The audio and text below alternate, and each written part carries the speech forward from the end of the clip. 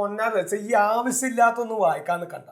ഇതിപ്പോ അവരൊന്നും ഇതൊന്നും വന്ന് ചോദിച്ചാലല്ലോ ഒരു ഇത്തിരി മല്ലിപ്പഴ ആ കൂട്ടാനിക്ക് തരുന്നില്ല ഒന്ന് ചോദിച്ചു ആ ഒന്ന് പിക്ക് കൊടുക്കാന്നും പറഞ്ഞു. ഇനിയിപ്പൊ ഞാൻ എന്ത് പോയിട്ട് പറഞ്ഞ അവിടെ അവിടെ ഇല്ലാന്ന് പറയുന്നത്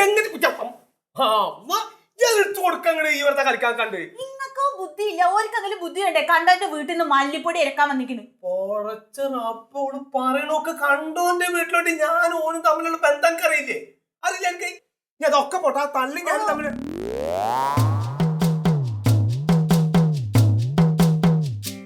മതിയാ ഇങ്ങടെ കഥ കേട്ടു.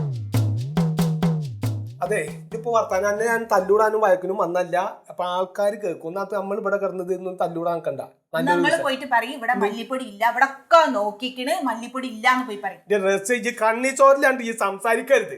നിന്റെ ഒരു കച്ചവടത്തിന് വേണ്ടി ഒരു കായ് ചെലവാക്കിയിട്ട് ഓന്റെ പൊരയുടെ തപ്പോ ജപ്തിയായിട്ട് അവിടുന്ന് ഇറങ്ങി വന്നേക്കാണോ നീ? ഇപ്പൊ അന്റെ ഒരു മല്ലിപ്പൊടിക്കാണ് ഇത്ര വലിയ വില. ഈ വെറുതെ വേഷകെട്ടിന് കണ്ട മുതലാണ്ട് കൊടുത്തു കൊടുക്കും. എനിക്കതൊന്നും അറിയേണ്ട കാര്യമില്ല. എന്റെ മല്ലിപ്പൊടി ഞാൻ കൊടുക്കൂല. കൊടുക്കൂല അത് എന്താ മല്ലിപ്പൊടി എന്താണ് ഇത്ര വലിയ വില കാണിക്കാതെ എനിക്ക്? വെറുതെ ഭർത്താനിക്ക് എടുത്ത് കൊടുക്കണ്ടേ?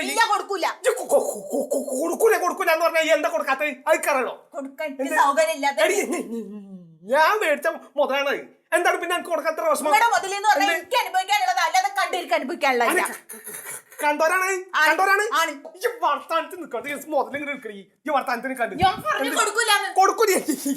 എനിക്കറിയാം എന്തിനാണ് പന്നോട് ചോദിക്കണേ?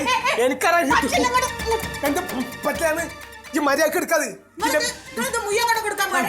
മുഴുവൻ കൊടുക്കണേ മുഴുവൻ കൊടുക്കും. എന്റെ സ്വഭാവം നോക്കി നിൽക്കാൻ പറ്റില്ല. ഈ മനുഷ്യനെ പ്രാന്ത് പിടിക്കാണ്ട എടുക്ക്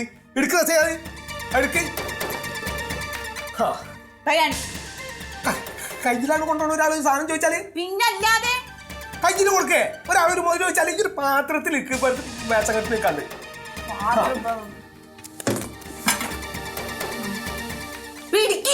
അതിന്റെ കണ്ണു മോന്തം കണ്ടിട്ടേ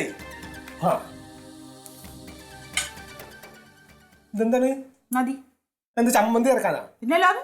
മര്യാദക്ക് ഒരു കൂട്ടാനിലേക്കുള്ള കൊടുക്കണ്ടേ? എന്ത് കാണിക്കണേ? ഒരു കൂട്ടാനത് മതിയെന്ന് മെല്ലെ പറയും. സമാനം ഉണ്ടാക്കാം ആൾക്കാർക്ക്. ഇത് മതി.